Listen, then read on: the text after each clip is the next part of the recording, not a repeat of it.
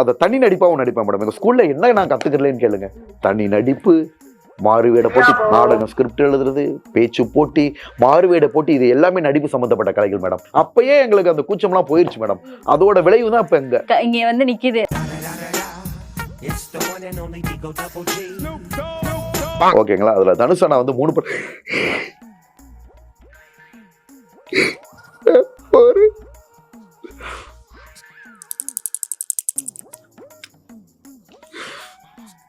யார் சாமி இவன்? எங்கிருந்து வந்திருக்கான்? புதுப்பேட்டை படத்துல ஒரு டயலாக் பேசி காட்டுங்களா? பறிக்கி பண்ணாரா, உனக்கு எல்லாம் கூட்டுறதுக்கு வேறுமே கிடைக்கலையா? ஒரு அரை நாள் ராத்திரி என் பண்டாட்டியோட சந்தோஷமா இருந்துட்டு உங்ககிட்ட எல்லாம் சொல்லணும்னு வந்தா இங்க ஒருத்தர் ஓடி போயிட்டா, அங்க ஒருத்தர் ஓடி போயிட்டா. ஏண்டா இது மறுநாள் சொல்லக்கூடாதா? மஞ்சள் இருக்க கூடாது, சந்தனம் இருக்க கூடாது, அப்படியே நான் ஆட விட்டு மாதிரி கதையை தூக்கிட்டு அலையணும். எனக்கு வருத்தம்ப்பா, எனக்கு ரொம்ப வருத்தம் மேடம். நெஞ்சில சிவாஜி சார் ஈட்டி குத்தி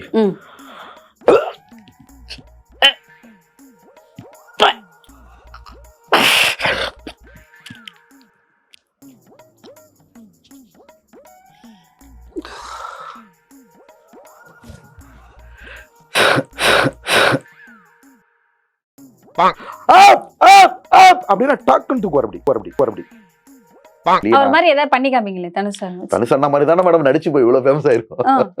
3 படத்துல எங்களுக்காக பண்ணி காமிங்களா? 3 படத்துல ஆக்சுவலா மேடம் நான் ஃபேமஸ் ஆனது 3-4 ஐகானிக் சீன். ஓகேங்களா? அதுல தனுஷ் அண்ணா வந்து 3 படம்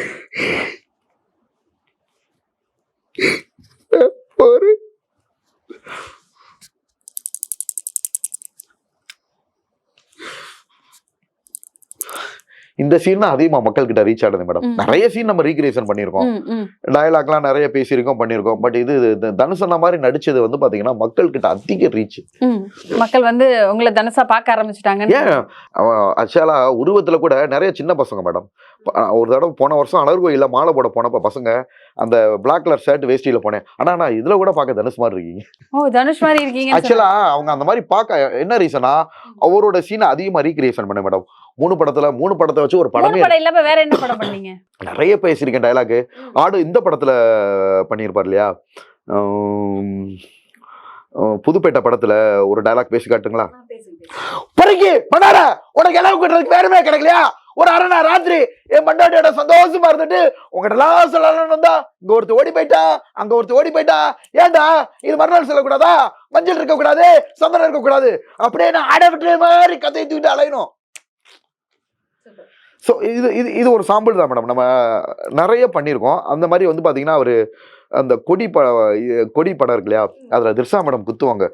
குத்தி வாங்கி அப்படியே டக்குன்னு வெட்ட போவார். டக்குன்னு திர்சான்னு பார்த்ததும் அந்த இதை கீழே போட்டு அந்த ரீல்ஸ்லாம் அவரோட சீன்ஸ் ஐகானிக் சீன்ஸா எடுத்து நிறைய அப்லோட் பண்ணுவாங்க. எப்படி உங்களுக்கு அந்த நடிப்பு ஒரு இப்ப நடிப்புங்கிறது ஈஸியான விஷயம் கிடையாது, அது எல்லாருக்குமே வந்துடாது. அதுக்குன்னு பிறந்திருக்கணும், அவங்களுக்கு தான் வரும். எப்படி உங்களுக்கு வந்துட்டு அந்த இது தோணுச்சு அப்படி நடிக்கணும்? நான் ஸ்கூல்லேயே மதுரையில் வந்து சென்ட் மேரிஸ்னு ஒரு ஸ்கூல்ல படித்தேன். அது வந்து கிறிஸ்டின் ஸ்கூல். லோயலா காலேஜ் இருக்கு இல்லையா? அந்த லோயலா காலேஜ் எங்கள் ஸ்கூல் எல்லாம் ஒரே மேனேஜ்மெண்ட். ஓகேங்களா? ஸோ அங்கே நான் ஸ்கூலில் படிக்கிறப்ப கற்றுக்கிட்டது.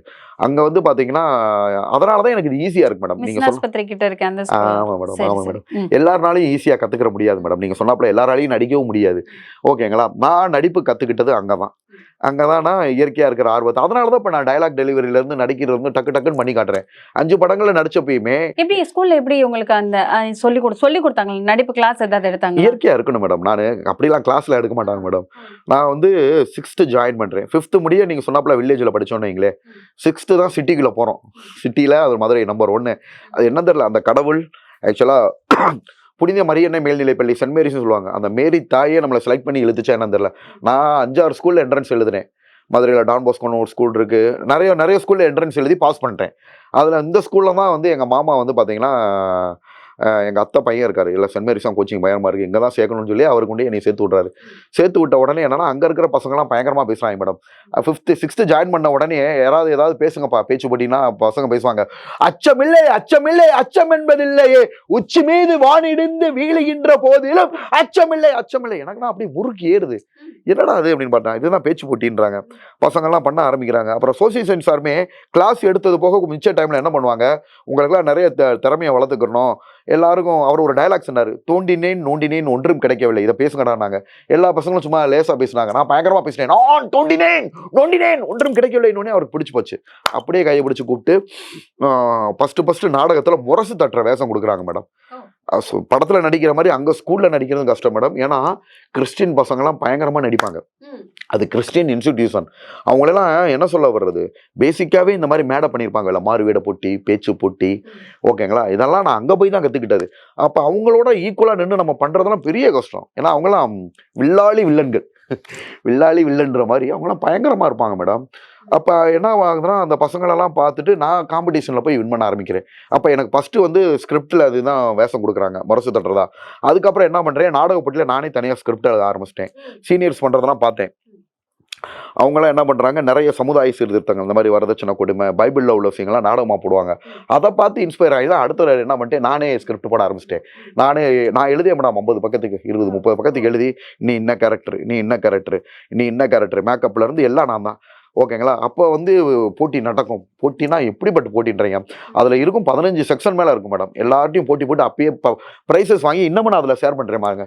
ஸ்கூலு காலேஜில் படிச்சது, ஃபஸ்ட்டு ப்ரைஸ் வாங்கினது எல்லாமே நான் ஷேர் பண்ணியிருப்பேன்.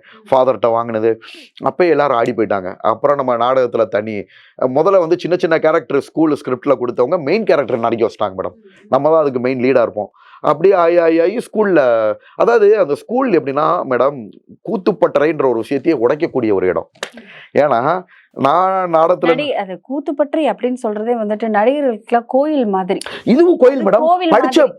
நான் படிச்ச ஸ்கூல் வந்து பாத்தீங்கன்னா கோயில் மாதிரி. நான் வந்து இல்ல எல்லாருக்குமே படிச்ச ஸ்கூல் இல்ல அதுதான் அந்த கூத்துப்பட்டறையை வந்து பாத்தீங்கன்னா இதுக்கு ஈக்குவலா, எதுக்கு நான் படிச்ச ஸ்கூல்ல ஈக்குவலா சொல்ல வரேன்.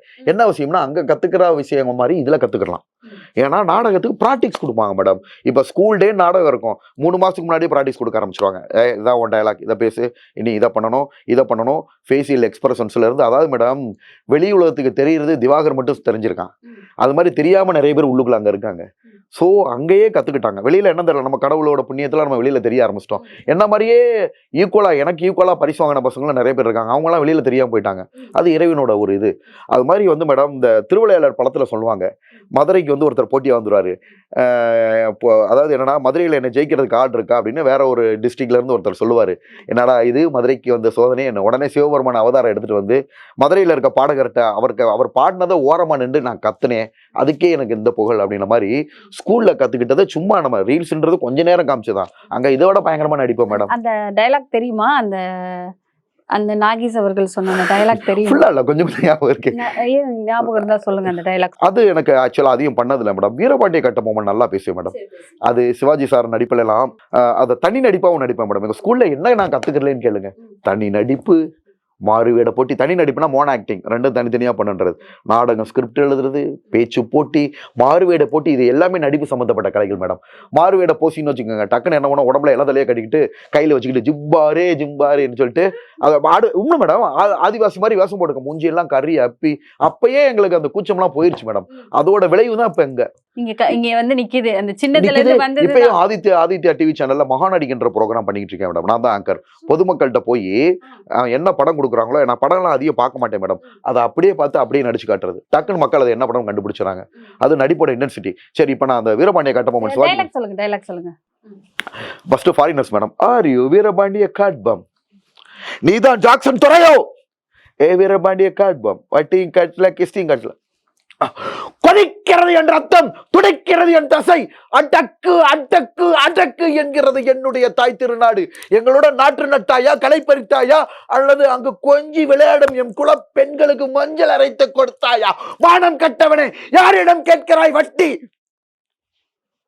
சும்மா ஒரு சாம்பிள் தான் மேடம். இது மாதிரி கொடிகாத்த குமரன் இருக்கு இல்லையா, அதுலேயுமே நிறைய டயலாக் பேசணும் மேடம். அதெல்லாம் ஆக்சுவலாக நிறைய மறந்துருச்சு.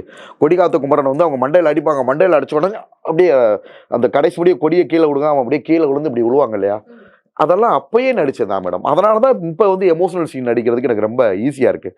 விஜய் டிவியில் குக் வித் கோமாளியில் பார்த்தீங்களா, வாட்டர்மெலன் ஸ்டார் மாதிரி பேச ஆக்சுவலாக மாறிடுச்சு மேடம். நம்மளோட ஓன் வாய்ஸ் பேசுறது, மக்கள் வந்து பார்த்தீங்கன்னா நம்ம பாடி லாங்குவேஜை ரசிக்கிறது, நடிப்பு அரக்கன் அப்படின்னு நான் சொல்லுவேன். இதை எல்லா பேரும் நடிப்பு அரக்கன் பசங்க ஓன் வாய்ஸ்ல பேச ஆரம்பிக்கிறாங்க. அதே மாதிரி ஏதாவது தவறுகள் நடந்துச்சுன்னா நான் என்ன பண்ணுவேன், கருப்பு கொடி கொண்டு வன்மையாக கண்டிக்கின்றேன், அதையும் எடுத்து பேச ஆரம்பிச்சிட்டாங்க பசங்க. ஸோ அந்த மாதிரி மக்கள் கிட்ட ரீச் ஆனது வந்து அந்த ஸ்கூல்ல கத்துக்கிட்ட விஷயங்கள் தான் மேடம். ஸ்கூல்ல கத்துக்கிட்ட விஷயங்கள் அதுலயே நிறைய நம்ம ஸ்கிரிப்ட் எழுதியிருக்கோம். அதுல இப்ப வந்து பாத்தீங்கன்னா சிவாஜி சார் கர்ணன் படத்துல நெஞ்சு ஈட்டி குத்தி கீழே விழுவார் மேடம். அதெல்லாம் நிறைய பேர் மறந்துட்டாங்க. இப்ப நான் திருப்பி ரீக்ரியேஷன் பண்ணதான் இப்ப நீங்க சொல்றதுனால தான் ஞாபகம் வருதுன்னு சொல்றீங்களா? பழைய படம் யாரும் பார்க்க மாட்டாங்களா மேடம், ஒரு சிலர் மறந்துடுறாங்கல்ல. அப்படி இல்லை, நிறைய பேர் பாக்குறாங்கல்ல. இருந்தாலும் நான் பண்றது வந்து யங்ஸ்டர்ஸ்ல கொண்டு இப்ப நிறைய பசங்க அந்த சீனும் பண்ணி காமிங்க, அந்த சிவாஜி. ஆமா மேடம், நெஞ்சில சிவாஜி சார் ஈட்டி குத்தி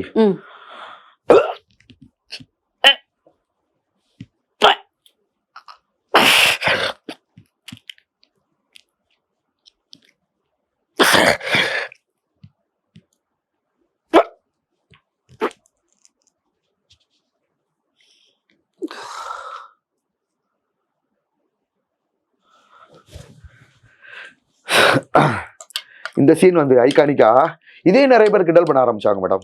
ஆக்சுவலா ஒரு உண்மையான விஷயம் என்னன்னா, மனிதர் நம்ம ஹியூமன் பீயிங், நம்மளும் ஒரு விலங்கு தான். ஒரு சின்ன குண்டூசி குத்துனா கூட நம்மளால தாங்க முடியாது. அம்மா என்கிட்ட வர்ற பேஷன்ஸ் எல்லாம் வந்து பாத்தீங்கன்னா ஸ்போர்ட்ஸ் பிளேயரா இருப்பான். நீங்க ட்ரீட்மெண்ட் பண்றது நான் பாத்திருக்கேன். அந்த இடத்துல போய் ஒரு மாதிரி எமோஷனா ஒரு மாதிரி ட்ரீட்மெண்ட் பண்ணுவாங்க மேடம். ஒருத்தனுக்கு என்ன விஷயம்னா, நல்லா கேட்டீங்க, ஒருத்தருக்கு வந்து பாத்தீங்கன்னா லேட்டஸ்டா ஒரு பையனை ட்ரீட்மெண்ட் பண்ணேன், எலும்பு உடைஞ்சிருச்சு, ஃப்ராக்சர், சர்ஜரி பண்ணிட்டாங்க. சர்ஜரி பண்ணிட்டு வந்து பாத்தீங்கன்னா அந்த டாக்டர் என்னன்னா யூகே மெத்தட்ல பண்ணியிருக்காரு. யூகே மெத்தட்னா எப்படி தெரியுமா மேடம், இதுக்கு முன்னாடி எலும்பு உடஞ்சிச்சுன்னா பிளேட் ஸ்க்ரூ அதாவது வச்சு சர்ஜரி பண்ணிடுவாங்க. சர்ஜரி பண்ணி அவர் காலை ஊன்றதுக்கே 3 மாசம் 4 மாசம் 6 மாசம் ஆகும். என்ன பண்ணுவாங்க, ஃபர்ஸ்ட் டோ டச், அதாவது என்னன்னா நான் வெயிட் பேரிங், காலை ஊண்டாம நடக்கணும், வாக்கரை வச்சு நொண்டி அடிச்சு நடப்பாங்க. அதுக்கப்புறம் வரல ஊன்றதுக்கு 2 மாசம் ஆகும். அப்புறம் பார்சியல் வெயிட் பேரிங், பாதி வெயிட்டை கொடுத்து நடக்கணும், அப்புறம் தான் ஃபுல் வெயிட்டை கொடுப்பாங்க. இப்போ லேட்டஸ்டா என்ன பண்றாங்க, பிளேட் ஸ்க்ரூ யூகே மெத்தட்ல ஸ்ட்ராங்கா போட்டுட்டு ஆரம்பத்திலேயே வெயிட் பேரிங் டு டாலரன்ஸ்னா உங்களால காலை முடிஞ்ச வரைக்கும் ஊண்டிக்கலாம்னு சொல்லிட்டாங்க. ஓகேங்களா, அப்ப என்ன ஆகும்னா சீக்கிரமா அவர் வேலைக்கு போக வச்சிடலாம். அப்ப நம்ம என்னன்னா ஸ்ட்ரென்தனிங் பண்ணி அவனை வேலைக்கு போக வச்சே ஆகணும். என்னோட மோட்டோ அதுதான். அப்ப அதுக்கு என்ன பண்ணுவேன்னா, தூக்குறப்ப சும்மா தம்பி மடக்குப்பா, தூக்குப்பா, நில்லுப்பானா பண்ண மாட்டான், அப்படின்னா டக்குன்னு தூக்குவார். அப்படி கத்துனா தூக்கிடுவாங்க. என்கரேஜ்மெண்ட், வெர்பல் கமாண்ட், டக்குன்னு தூக்கிடுவாரு. அப்போ என்ன ஆகும்னா, அது டக்குன்னு தூக்கிடுவானா அவரும் ஒரு என்கரேஜ்மெண்ட். எந்த ஒரு வேலையை செஞ்சாலும் மேடம், ஏணி இறக்கிறவங்க ஏத்த இறக்கிறவங்கள என்ன பண்ணுவாங்க, ஓகேங்களா, ஐலஸானவங்க கஷ்டம் வந்து அவங்களுக்கு தெரியக்கூடாது, பாட்டு பாடுவாங்க, பண்ணுவாங்க. அந்த மாதிரி இப்போ இவரை வந்து எனக்கு வந்தே ஆகணும், மோட்டிவேஷன் கொடுத்தே ஆகணும். அவரோட கெப்பாசிட்டி எனக்கு தெரியும், இவனோட மசில் பவர் எப்படி இருக்கு, எப்படி நான் அவரை ஸ்டிமுலேட் பண்ணும் அப்படின்னோடனே அவருக்கு என்கரேஜ் அவரானாம தூங்குவாரு. அதை நீங்க பார்த்துருப்பீங்க. ஒரு சிலருக்கு ஸ்ட்ரோக் பேஷண்ட், பக்கவாதம் வந்தவங்களுக்கு வந்து மேடம் வெர்பல் கமாண்டு ரொம்ப முக்கியம். என்ன ரீசன் அப்படின்னீங்கன்னா, அவங்களுக்கு காலை மடக்கட்டணும் நீக்கட்டணும் அப்படின்ற உணர்வு போயிருக்கும். அதுக்கு பேர் ப்ராப்ரியோசெப்ஷன் சொல்லுவோம். ப்ராப்ரியோசெப்ஷன்னா ஜாயின் பொசிஷன் சென்ஸ், அது அவங்களுக்கு போயிடும் பக்கவாத பேஷண்ட்டுக்கு. அப்போ வந்து அதை வந்து காம்பன்சேட் பண்றது வந்து ஏறு, அது வந்து ஒரு சென்சரி ஆர்கன். தூக்குப்பா அப்படின்னா அவங்களுக்கு என்னன்னா டக்குன்னு தூக்குற எண்ணம் வந்து அந்த காதுல அந்த வெர்பல் கமாண்டு போய் தூக்க வைக்கும். நார்மலா தூக்குற சென்ஸ் அவங்களுக்கு போயிடும். ஓகேங்களா, இதெல்லாம் நான் தியரி பிளஸ் ப்ராக்டிக்கல் நான் அவங்ககிட்ட சொல்றது. அப்போ வந்து என்னன்னா அவங்களை என்கரேஜ் பண்ணி, இதுவே வந்து கார்டியாக் பேஷண்ட்டுக்கு அப்படி பண்ண மாட்டோம். It depends upon the person, treatment மாறும் மேடம். ஒரு யங்ஸ்டரா இருக்கணும், ஏஜ் இருக்கு. இதே வயசானவங்களுக்கு அதெல்லாம் பண்ண மாட்டேன், போனோமா பேசிவ் மூவ்மெண்ட், சிம்பிளான மூவ்மெண்ட் இருக்கும், அதை மட்டும் பண்ணிட்டு நார்மலா மசில் ஸ்கியூசிங் டெக்னிக் பண்ணி நார்மல் வாக்கிங் மட்டும் வந்துடும். Depends upon the person. Youngster வந்து அவர் சீக்கிரம் வேலைக்கு போனார்னா கடைசி முடிய நம்மளை மறக்க மாட்டார். ஸோ அந்த மாதிரி ஒரு விஷயங்கள் மேடம். ஒரு சின்ன வலி வந்தாலே நம்ம வந்து தாங்க மாட்டோம். குண்டூசி குத்துனாலே, ஒரு சின்ன கால் அடிபட்டாலும் ஐயோ அம்மா நம்ம இப்படித்தானே போறோம், அம்மா அப்படின்றோம். பேஷண்ட்டுக்கு சில பேருக்கு பிசியோ பண்ணிக்கிட்டு இருக்கப்ப என்ன பண்ணுவாங்க, அம்மா அப்படின்வாங்க. அது மாதிரி நெஞ்சு ஈட்டி குத்துச்சுன்னா நம்ம ஹாயின்னு சிரிச்சுக்கிட்டு இருக்க மாட்டோம், பயங்கரமான மசில்ஸ் ஒவ்வொரு இடமும் துடிக்கும் மேடம். இப்போ இதுக்கு எக்ஸ்பிளனேஷன் என்னன்னா அப்படின்றப்ப உண்மையிலே அப்படிதான் இருக்கும். நெஞ்சில ஈட்டி குத்துனா நம்ம சிரிச்சுக்கிட்டு இருக்க மாட்டோம். அந்த எக்ஸ்பிரஷன்ஸ் பண்றதுக்கே ஒரு பெரிய எனர்ஜி வேணும் மேடம், எல்லாராலையும் பண்ண முடியாது. அப்போ என்னெல்லாம் எனர்ஜெட்டிக்கா பண்றாரு, இந்த சீன்ஸ் எல்லாம் ரொம்ப கஷ்டமான சீனு, சிங்கிளா முடிக்கிறாருன்ட்டு மக்கள் கிட்ட நல்ல ரீச் கிடைக்குது மேடம். மக்கள் கிட்ட நல்ல ரீச் கிடைக்குது. ஸ்டார் நடிப்பு அரக்கன் அப்படின்னு இல்ல உண்மைதானே மேடம். இந்த எக்ஸ்பிரஷன்ஸ் கொடுக்கறது அவரோட லேஸ் இல்லையா. இப்ப லேட்டஸ்டா தனுஷ் அண்ணா வந்து கொடி படத்துல திரிஷா மேடம் முதுகுல குத்திடுவாங்க, அவர் டக்குன்னு என்ன பண்ணுவாரு, இப்படின்னு வெட்ட போயிடுவாரு. வெட்ட போயிட்டு கடைசியில் அவங்கள பார்த்து என்ன பண்ணாரு, நல்ல எக்ஸ்பிரஷன்ஸ் கொடுத்துருப்பேன் கீழே விழுகிற மாதிரி. அதெல்லாம் ஒரிஜினல் தான் மேடம். பின்னாடி கத்தி குத்துனா நம்மளுக்கு எவ்வளவு வலி வலிக்கும். அந்த இடத்துல ஃபீல் பண்றவங்களுக்கு தான் தெரியும். உண்மையிலே அப்படித்தான் போகும் மனுஷனுக்கு. ரொம்ப குத்தி நம்ம சூழ்நிலையை அழிஞ்சிரும். அது அவர் லவ்வர்ன்றவனே என்ன பண்றாரு, அப்படி விட்டுட்டு கீழே விழுகிறார் டக்குன்னு. பார்த்துட்டு அது எக்ஸ்பிரஷன்ஸ் எப்படி டிரான்ஸ்ஃபர் ஆகிறான்னு பாருங்களேன். பின்னாடி முதுகுல குத்துறாங்க. குத்துன உடனே அவர் என்ன பண்றாரு, அடிக்கடி ஓங்குறாரு. ஓகின உடனே டக்குன்னு லவரை பாக்குறாரு. டக்குன்னு அவருக்கு மாறுது இவங்களான்ட்டு. அப்புறம் வழி வருது.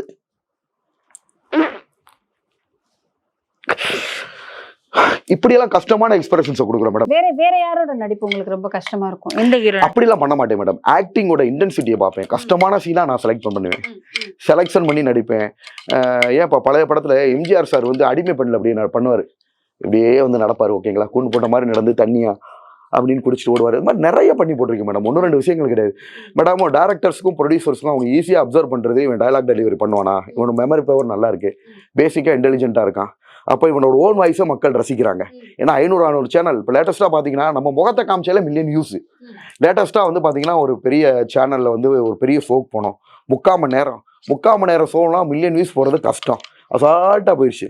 அதுக்கு காரணம் நம்ம முகம், ஓகேங்களா. 3/4 மணி நேரம் ஒரு ஷோ, ஃபுல் ஷோவை வந்து பார்த்தீங்கன்னா இவ்வளோ நேரம் பார்க்குறாங்க. அப்போ அந்த லெவல் மக்கள்கிட்ட செல்வாக்கு ரீச் ஆனனால நிறைய தவறாக புறப்பாக்க இவர் மேலே சொல்லிக்கிற மாதிரி தவறுகளை திணிக்க முடியல. அப்போ என்னடா காரணம் கிடைக்கும்னு யோசிச்சுட்டு இருக்காங்க மேடம். ஏன்னா நம்ம ஃப்ராடு பண்ணல, யாரையும் தொந்தரவு பண்ணல, ஓகேங்களா. ஸோ பெண்கள் விஷயத்திலே மாட்டல. நம்ம வேலையை முடிக்கிறோம், வேலையை முடிச்சுட்டு ஊரை விட்டு ஓடி போயிடுறோம், டீசெண்டாக வரோம், டீசெண்டாக போகிறோம். நிறைய சேனல்ஸ் வேறு கூப்பிட்டுக்கிட்டே இருக்காங்க. அதனால் வந்து பார்த்தீங்கன்னா எதிர்ப்புகள் அதிகமாகுது மேடம். அது வர்றது சகஜம் தானே மேடம். நம்ம வெறும் டாக்டர் பார்த்து யாராவது காப்பி அடிக்கிறாங்களா ஆக்டிங்ல? நிறைய பேர் பண்ணுறாங்களே, நீங்களே பாருங்கள், சோசியல் மீடியாவை பாருங்கள். டாக்டர் திவாகரன் போடுங்க, குட்டி வாட்டர்மெலன் ஸ்டார் நிறைய பேர் போட்டிருப்பாங்க, குட்டி திவாகரன் போட்டிருப்பாங்க. குட்டி திவாகரன் போட்டாலும் பரவாயில்ல, குட்டி டாக்டர் திவாகரன் போடுவாங்க. அவர் எப்போ படித்து பார்த்தா அவங்க யாரும் தெரியல. அந்த மாதிரிலாம் நிறைய பசங்க போட்டுக்குருவாங்க. நிறைய பசங்க நம்மள மாதிரி என்ன சொல்ல வர, இவர் மாதிரி நாங்கள் பண்ணுறோம் அப்படின்ற மாதிரி வராங்க. டிவி சேனல்லே பண்ண ஆரம்பிச்சிட்டாங்களே மேடம். குக்கித் கோமாளியில் பாருங்க, ஒருத்தர் வந்து நான் வாட்டர்மெலன் ஸ்டார்ன்றாரு, உடனே விஜய் பிரியங்கா சொல்கிறாங்களே, வாட்டர்மெலன் ஸ்டார் சார் நீங்கள் நடிக்கிறதுலே உங்கள் எமோஷனல் சீன் எனக்கு ரொம்ப பிடிக்கும், அதுக்கு நான் பெரிய பிக் ஃபேன் இருப்பாங்க. அந்தளவு நம்ம உயர்ந்துட்டோம் மேடம். அவர் வந்து ஆக்சுவலாக சீனியர் ஆர்டிஸ்ட், எனக்கு அவர் யாருன்னு தெரியாது. ஆக்சுவலாக என்ன ரீசனாக தெரியாதுன்னா, இது ஆணவத்தில் தடைக்கணத்தில் சொல்லலாம் மேடம். நிறைய பேர் தெரியாதுன்னு சொல்கிறதுக்கு காரணம் நான் தான் சொல்லிட்டேன்ல, யூடியூபர் கிடையாது, சினிமா நான் அடிக்கடி சினிமா பார்க்குறவங்களும் கிடையாது. நம்ம ஒரு இடத்துல டாக்டராக இருந்தோம், ஸ்கூல் லைஃப்பில் நடிப்பு திறமையை வளர்த்துக்கிட்டோம். நடிக்கிறதுக்கு நடிப்பு திறமை தேவை, எல்லாரும் தெரிஞ்சுக்கிறனான சூழ்நிலையில் நான் இல்லை. ரொம்ப யூடியூப் சேனல்ஸ்லாம் பார்க்க மாட்டேன் மேடம். இப்போ இந்த மாற்றத்துக்கு காரணம் இறைவன். நானே இதை எதிர்பார்க்கல. ஏதோ ஒரு ரூபத்தில் வந்து பார்த்தீங்கன்னா நம்ம வருவோம் அப்படின்னு தெரியும் மேடம். அப்படி வந்து பார்த்தீங்கன்னா அந்த விஜய் டிவியில் அந்த சார் எனக்கு யாரும் தெரியாது, பட் சீனியர் ஆக்டர். அவரே இதே மாதிரி மீட் பண்ணாருன்னா எனக்கு எவ்வளோ பெரிய பெருமை. விஜய் டிவியில் இருக்கிறவங்க உங்களை மாதிரி பண்ண ஆரம்பிச்சிட்டாங்க. விஜய் டிவி ஆர்டிஸ்ட் அவர் நல்லா ஃபேமஸ் ஆனவர் நினைக்கிறேன் மேடம். சீனியர் ஆர்டிஸ்ட் வேற. அவர் வந்து என்ன மாதிரி வாட்டர்மெலன் ஸ்டார், என்ன மாதிரி ஒரு டிஷர்ட்டை போட்டு வந்து வாட்டர்மெலன் ஸ்டார் பேசுறாரு, அதுவும் நான் நட்டிப்பு அரக்கன் அப்படின்னு சொல்லிட்டு அவங்க முன்னாடி பண்றாரு.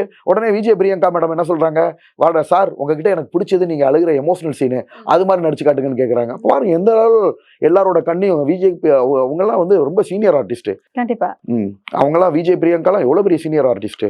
அவங்கெல்லாம் வந்து பார்த்தீங்கன்னா அவங்க எல்லார் கண்ணையும் பட்டு நம்ம இந்த லெவல் குறுகிய கால வளர்ச்சி இல்லை மேடம். நான் இன்ஸ்டாகிராமுக்குள்ள வந்தேன் மேடம் 2019-20 முடிய நான் பட்டன் ஃபோன் தான், ரொம்ப குறுகிய காலத்தில் தான் யதார்த்தமாக அந்த ஃபோன் வாங்கினேன். அதுவும் பேஷண்ட்ஸோட சூழ்நிலைக்காக. சார் நாங்கள் வாட்ஸ்அப்பில் அனுப்பணும், ஃபோனை மாற்றுங்கன்றாங்க.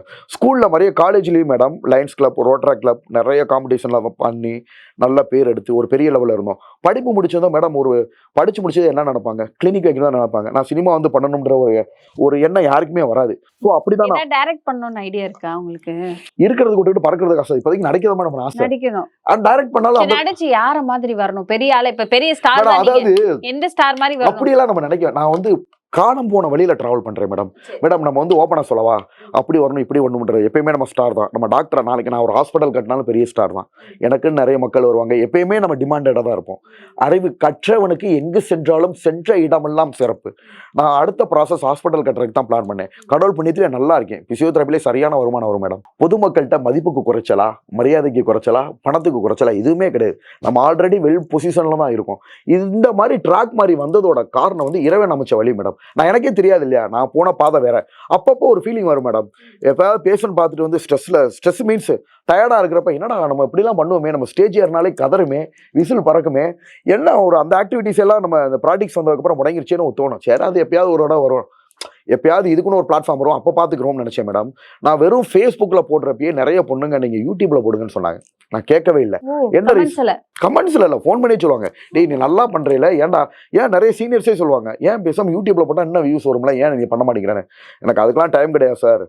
இதில் ஃபேஸ்புக்கில் ட்ரீட்மெண்ட் வீடியோ போடுறோம், 4 பேருக்கு தெரிஞ்சால் போதும், அதை வச்சு 2-3 பேஷண்ட்ஸ் ரெஃபர் ஆகுதா போதும், ஓகேங்களா. இது யூடியூப்ல போட்டால் பொதுமக்களோட, எனக்கு தெரியும் மேடம், எனக்கு குறுகிய காலத்தில் நான் டெவலப் ஆகுன்றது எனக்கு சின்ன வயசுலேருந்தே அது என்னோட ராசி. எந்த இடத்துல போனாலும் டக்குன்னு பப்ளிசிட்டி ஆகிடுவேன் முடிச்சு. அது வந்து ஒரு சிலரோட ராசின்னு சொல்கிறதா என்னன்னு சொல்கிறது எனக்கு தெரியல.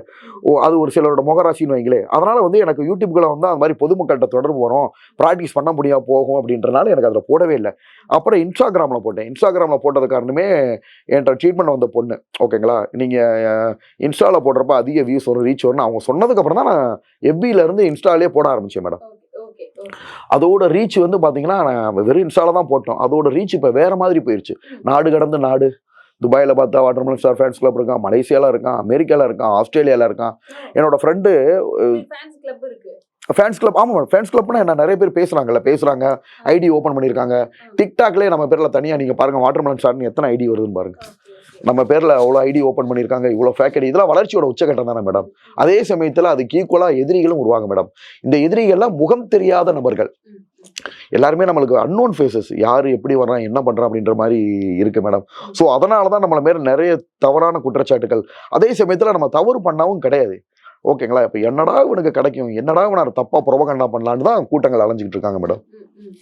சிவாஜி மாதிரி நடிச்சு காமிச்சிங்க, தனுஷ் மாதிரி நடிச்சு காமிச்சிங்க, ஸோ நிறைய ஸ்டைலில் நடிச்சு காமிச்சிங்க. உங்களை அதிகமாக பார்த்தது அன்னியன் மாதிரி பண்ணுவீங்க, அன்னியன் விக்ரம் மாதிரி பண்ணுவீங்க. அது கொஞ்சம் பண்ணி காமிங்க. ஆமாம் மேடம், அது கொஞ்சம் ஒரு டஃப்பான சீன் தான். அது ஓன் வாய்ஸில் பண்ணுறது எவ்வளோ கஷ்டம், நான் பண்ணி காட்டுறேன் மேடம். உனக்கு தைரியம் இருந்தா எந்த தப்பு பண்ணல, அந்த 5 கலை பெருமாள் சத்தியமா பண்ணதே நான் தான், என்ன கொஞ்சம் வெளியில போடு, அந்த வெளியே போடுறா. ஆக்சுவலாக டக்குன்னு இந்த டிரான்ஸ்ஃபார்மேஷன் சீன் வர்றது வந்து ரொம்ப கஷ்டம் மேடம். ஆரம்பத்தில் நான் ரொம்ப ஃபேமஸ் ஆனது அந்த 3 படத்தில் தனுஷை நான் கழுத்தை கட் பண்ணிக்கிறது, இந்த அன்னியனு, இதில் தான் வந்து ரொம்ப நம்ம ஐகானிக்காக டெவலப் பண்ண மேடம். அப்புறம் இந்த காசி படத்தில் கூட பண்ண வரல மேடம்.